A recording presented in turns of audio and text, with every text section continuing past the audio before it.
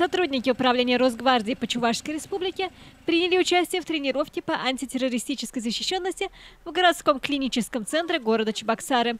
Персонал медицинского учреждения отработал порядок практических действий при обнаружении предмета, похожего на взрывное устройство. В тренировке приняли участие сотрудники инженерно-досмотровой группы ОМОН «Сувар», подразделений регионального МВД и МЧС. Согласно учебной вводной, работники клинического центра обнаружили в фойе подозрительный предмет.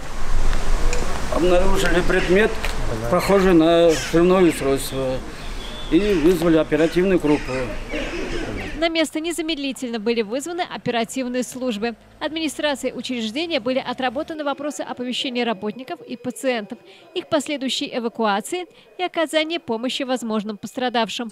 По условиям данной тренировки было обнаружение предмета, который вызывал сомнения и подвергался проверке сотрудников Росгвардии. Была проведена эвакуация сотрудников и пациентов данного учреждения. Все цели и задачи данной тренировки были достигнуты в полном объеме.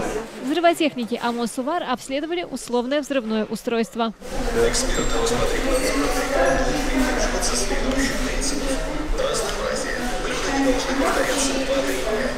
Подобные учения позволяют дополнительно отработать взаимодействие всех оперативных служб и организаций с целью минимизации последствий возможных чрезвычайных ситуаций на объектах здравоохранения. Елена Яковлева, пресс-служба управления Росгвардии по Чувашской республике. Жизнь столицы.